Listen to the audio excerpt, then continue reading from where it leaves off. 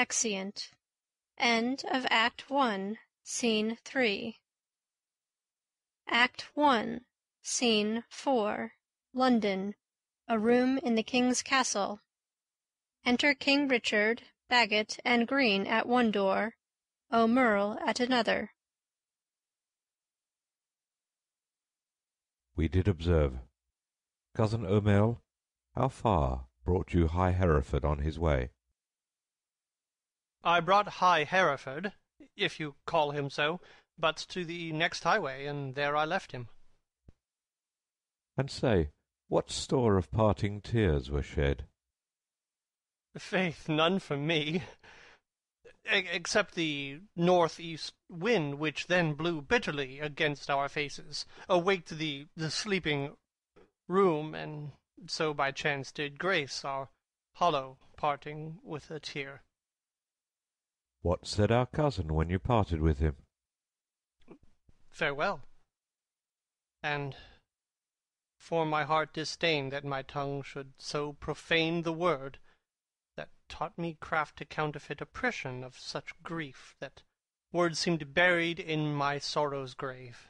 Marry, would the word farewell have lengthened hours and added years to his short banishment, he should have had a volume of farewells, but since it would not, he had none of me.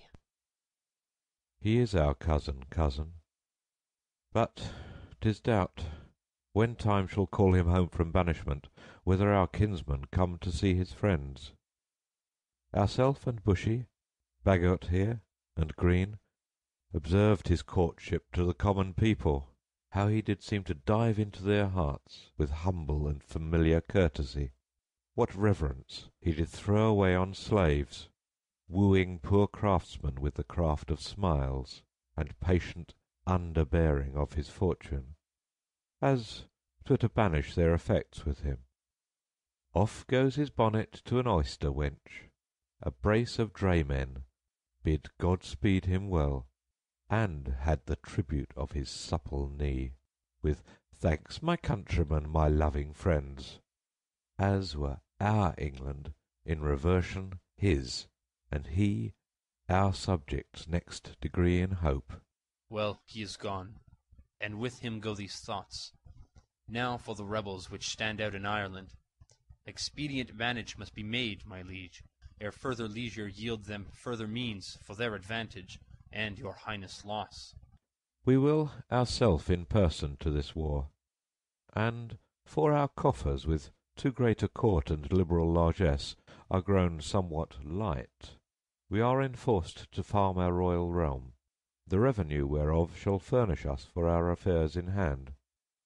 If that come short, our substitutes at home shall have blank charters, whereto, when they shall know what men are rich, they shall subscribe them for large sums of gold, and send them after to supply our wants, for we will make for Ireland presently. Enter Bushy. Bushy, what news? Old John of Gaunt is grievous sick, my lord, suddenly taken, and hath sent post-haste to entreat your majesty to visit him. Where lies he? At Ely House. Now put it God in his physician's mind to help him to his grave immediately. The lining of his coffers shall make coats to deck our soldiers for these Irish wars. Come, gentlemen, let's all go visit him. Pray God we may make haste, and come too late. Amen. Amen. Exeunt. End of Act 1, Scene 4. End of Act 1,